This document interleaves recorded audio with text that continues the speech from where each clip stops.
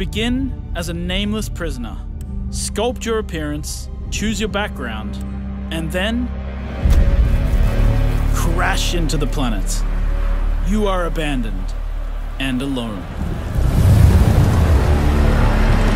Hunted by sandworms, scorched by the unforgiving sun, ravaged by sunstroke. Stick to the shade, chase the moving shadows, survive. Welcome to Arrakis, the most dangerous planet in the universe. Meet hundreds of other players in the vast online world. Befriend or betray those you meet. Form a wary alliance, in this case, a spit dart rifle and a still suit, for your help taking down territorial deserters. Working with others will always increase your chance of staying alive. The Deserter Base. Climb to a vantage point and prepare for violence. Your choice of weapons and abilities determines your strategy. Swordmasters lead the charge into battle, literally. Repel ranged attacks with a shield, and then take them out, one by one. Deploy the Hunter-Seeker and kill from the shadows. Take what you can from the Fallen. On Arrakis, nothing of value is wasted. Mine, harvest, and gather with your group to build bases and unlock more advanced equipment, like the Blood Purifier. Refine the blood you collected from your enemies to extract drinkable water. Craft improved equipment using fabricators. Replicate your bases in new locations with the blueprint system, and then sell blueprints of your architectural wonders to other players. Lead your group to become a guild. On Arrakis, a nameless prisoner can rise, construct an ornithopter, and take to the air. The world is yours to claim. This is Dune Man Keith Filari reminding you to vary your route and return with a full spy slot. My crew found a shortcut would become comfortable. The in-game radio provides insight into key events happening across Arrakis. Map the desert. Discover landmarks, wrecked ships, and desert testing stations, filled with forgotten technology. Arrakis is a vast planet. You can explore unique locations, uncover valuable resources, and search for secrets amongst the shifting dunes. And then, return to civilization triumphant with what you've found. Harko Village throngs with people, spice traders, guild bankers, smugglers, house envoys, and of course, other players. Here, you will pledge allegiance to one of the great houses of Dune, the Harkonnen. But remember, to play politics, you need power. And on Arrakis, spice is power. In the deep desert beyond the shield wall, hundreds of players scour the landscape, hunting for spice. Every spice blow has the potential to become a heated battle, with multiple guilds vying for the precious melange. Even when it looks like defeat is inevitable, those who understand desert power can awaken Arrakis itself.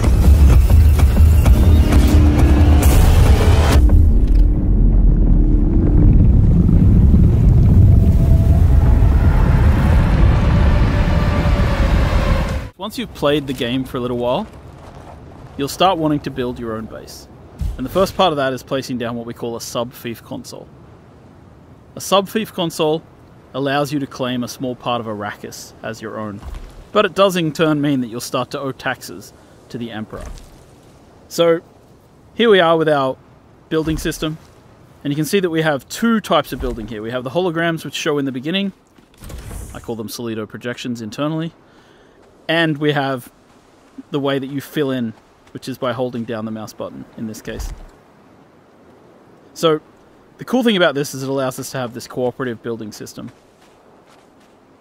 So you'll see that one player places out the Solido projections and the other player fills them in with the materials from their inventory. This is just a way that lets people play together and build together in an interesting and exciting way. We've seen through our experience with Conan Exiles that some people just love to build in these games. So we've created a system called the Blueprint Building System that allows players to save a copy of their base as one of these giant holographics. Then they can take them out into the world and place them out wherever they like and then rebuild.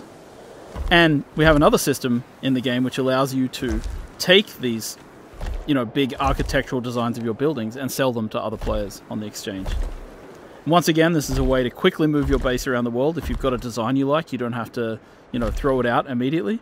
And it allows you to create these interesting masterpieces. It also, as you can see here, allows you to, if you're not artistically minded and you don't like building big bases, you can buy them from other players.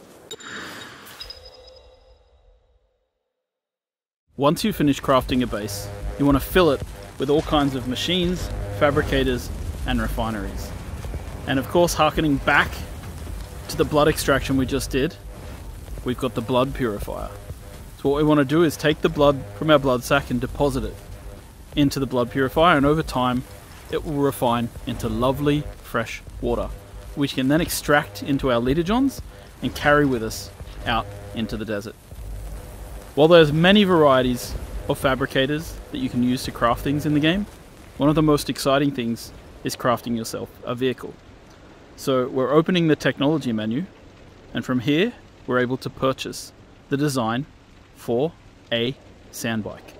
A sandbike is one of the early vehicles available to players in the game, and you can kit it out with different types of modules, including an extra seat which allows you to bring your friends with you. So in this menu you can see we're fabricating ourselves a sandbike, and all the different parts of the sandbike have to be fabricated individually. So the player is going into the menu here, they're crafting different things which will make up their sandbike. And as you can see, it prints out in this kind of 3D printer type way, where all the materials are turned into these particles which then come together to form the different pieces of the sandbike. And you can see it's sort of all happening in the background here.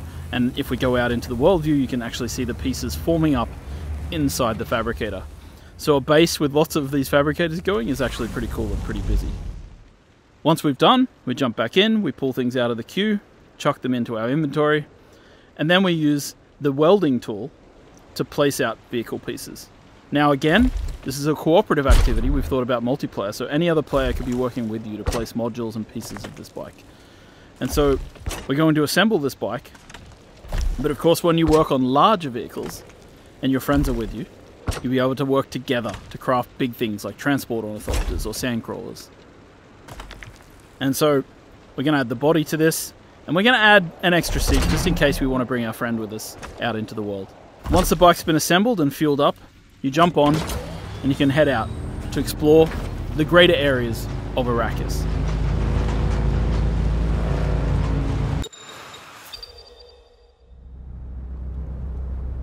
Heading out into the world to explore can be a dangerous experience. And as you explore the universe, you'll find certain dynamic events will occur. In this case, the War of Assassins has claimed a new victim, a ship which falls from the sky, spilling its loot all over the sand. So we head out there to see what we can get, to harvest and gather as much as we can. Of course, the problem is, this is extremely visible to everybody in the nearby area. So people will be able to see this, and so in a PvP area, you might suddenly find yourself coming into competition with other players. In a PvE area, you might just find other people competing with you to get to the loot first.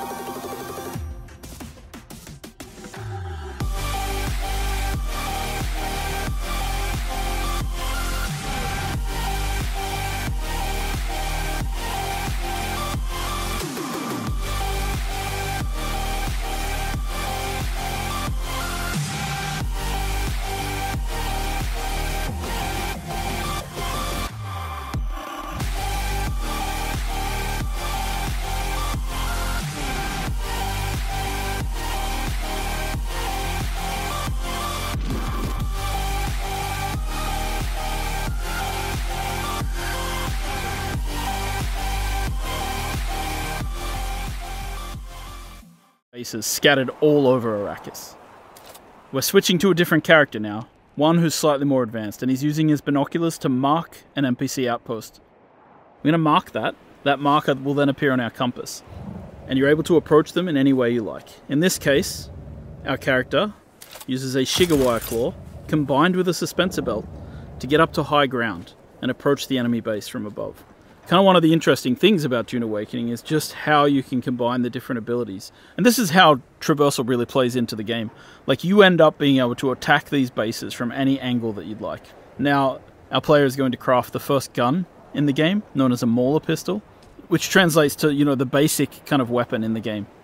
As you may know, in Dune, bullets are not the preferred type of ammunition. Instead, it's darts, which are fired at a slower rate in order to try and attempt to pierce shields. Now, this early in the game, enemies don't really have shields, so the player is going to sneak into the base from above and use a combination of their early abilities. In this case, dropping out a grenade, then sneaking around the corner, and beginning to get into NPCs head-on. Now, troopers are the basic shock troops of the universe, and their ability trees reflect that. Grenades, Shigawire claws for moving around, and of course, they're able to take down people with headshots. You can see how suspensor belts really allow you to change your approach to combat.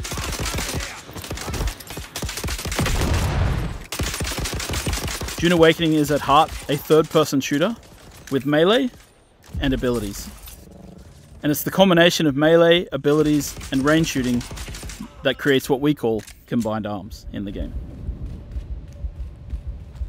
Now, we've taken a fair bit of damage in this battle, so we're going to stop for a second to heal ourselves up with a bandage.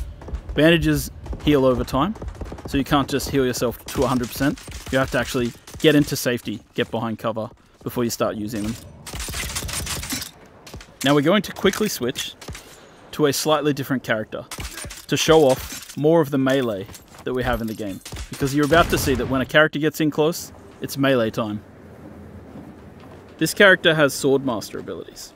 First of all, the knee charge, which is about getting in close to do damage in combat, and then quickly setting up to a riposte, which allows you to parry and return massive amounts of damage to your enemy. Of course, later in the game, when enemies have shields, melee is a much more emphasized style of combat. And you see that when a player is not really equipped to handle ranged characters, they have to fall back on their abilities to get in close. Now, we've switched again. Now we're going to switch to a set of Mentat abilities. One of these abilities is known as Battlefield Calculation. Using Battlefield Calculation, the Mentat is able to calculate from anybody that they see what they're carrying and what they're wearing. I don't like the sound of that. Now we've dropped out our Hunter Seeker, and we're using our Hunter Seeker ability to take down enemies in the world really quickly. You hear that? Now obviously when you're playing with a friend, you want to combine your abilities and work together. In this case, the Mentat's able to point out to their friend where people are in the world and how much ammo and stuff they have. And you'll see that when enemies go down sometimes, they go into a down but not out state. It's up to you whether you execute them or continue to fight.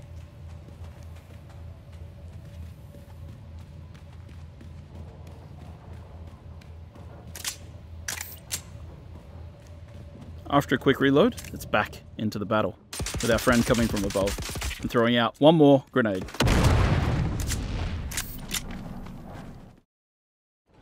And of course, at night time, there are different kinds of threats. Because while the heat of the day is dangerous, at night, the Sardaukar patrol this area of the desert with huge spotlights, searching for players. Now this player is over here, harvesting dew with a dew reaper, sucking the water off the surface of these plants, and they've been captured and seen by the Sardaukar. And the Sardaukar send down troops who come floating down out of the sky to attack and destroy the players.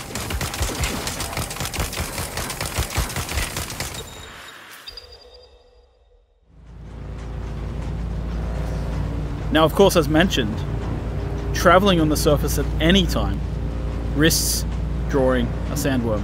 But there are certain things which we've created to draw players out of their comfort zones. So in this case, there's a special type of sand here on the surface, known as flower sand. Flower sand, according to the books, is the softest kind of sand, and players can use it to refine it into a variety of different materials that they need for crafting. So you want to come out into the desert and you want to try and find flower sand, but you have to be wary and pay attention, because as you harvest, you risk drawing the attention of the sandworm.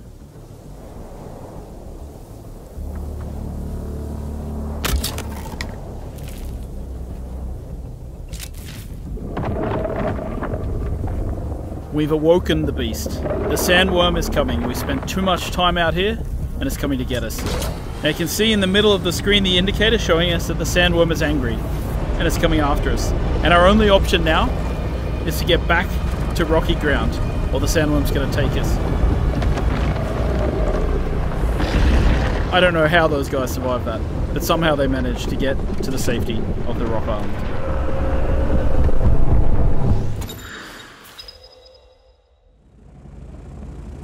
Once you've crafted your first ornithopter, you'll be able to take to the air and your entire perspective of the world shifts.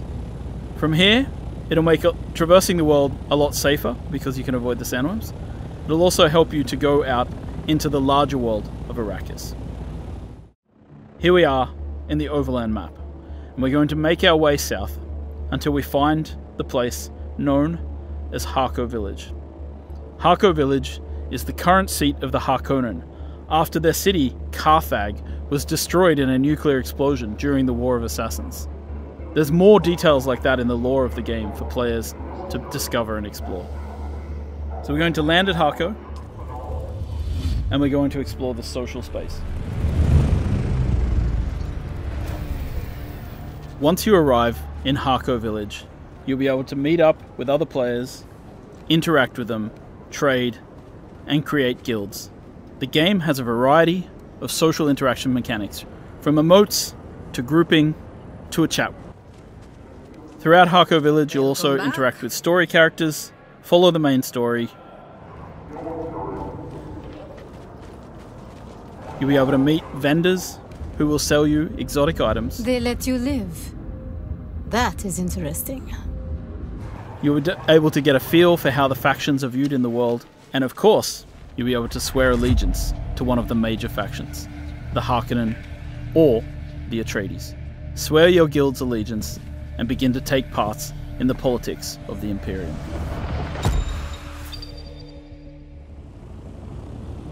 Once you've grouped up with friends, you should go out into the world and find desert Imperial testing stations. These are dungeon-like experiences, which you and your friends can work through together.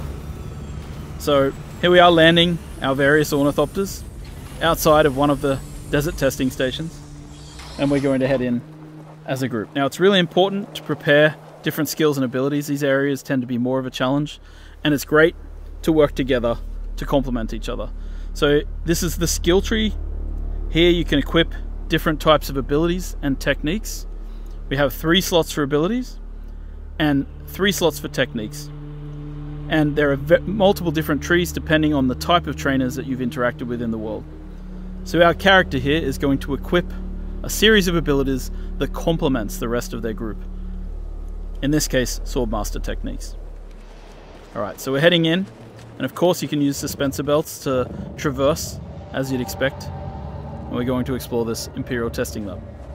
You've entered Desert Botanical Testing Station number 163. I'm Dr. Wen Olmeca, Senior Plant Geneticist here at the station. Testing stations have storylines as well as enemies to fight and loot to be found. So you really want to go in here and enjoy the experience.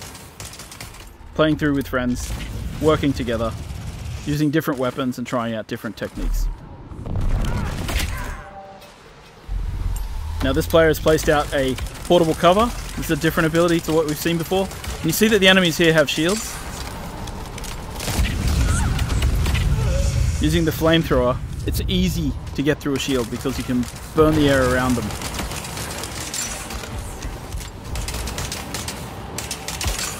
Now, of course, our characters are a little higher level than they were in the start of this video. So you're able to see that, yeah, we can take people down a little more easily. And of course, when you get to the end of these areas, you find these really cool loot chests. And in these loot chests, you find specialized components that are used for crafting exotic weapons and items. And once you've defeated your enemies in battle, sometimes you just gotta take their blood. In order to get water, the player's going to have to craft themselves this blood sack and this blood extractor and use it to harvest blood from their fallen enemies. Now, in our game, it's not always a good thing to just take blood from people.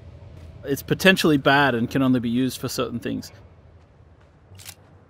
Once you've extracted the blood, you can then of course drink it. As you'll see here, the player takes a big sip from their blood bag.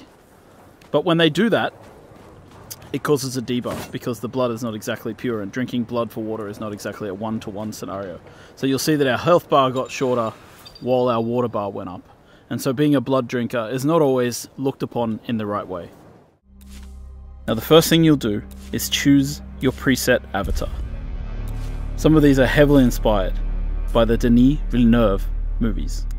Once you've chosen a base visual look, you can then move into the depths of character creation and make choices about how your character feels, both in terms of age, but also a plethora of physical attributes. Our goal in giving players access to a detailed character creator is to really allow them to create the avatar that lets them fulfill their fantasy of living out their dreams on Arrakis.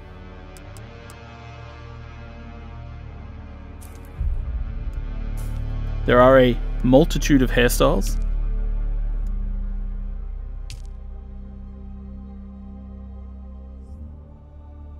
and other things such as tattoos for players to choose from. You can even choose different styles of lipstick and eyeshadow.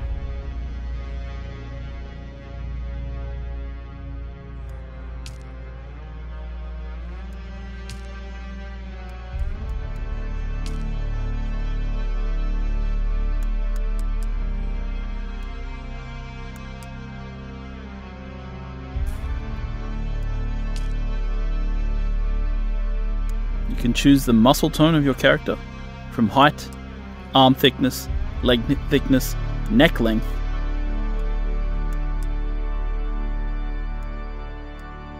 Once you finish your character, you choose your name and enter the world.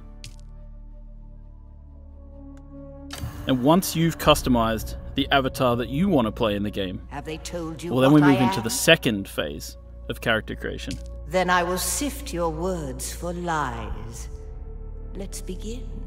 Where were you born? The second phase of character creation A world of is where water. you, as a person who may or may not know anything about Dune, get to make choices about who you were before the game starts. Where you come from, what caste you belong to in the Dune universe, and of course, perhaps most importantly, who your mentor was. Who was your mentor? Your mentor determines your starting set of skills when you enter the game. You must have been very young. The mind must be prepared, or the training does not take. The test is almost complete. Have you spoken truth? Come here. Kneel. Put your hand in the box.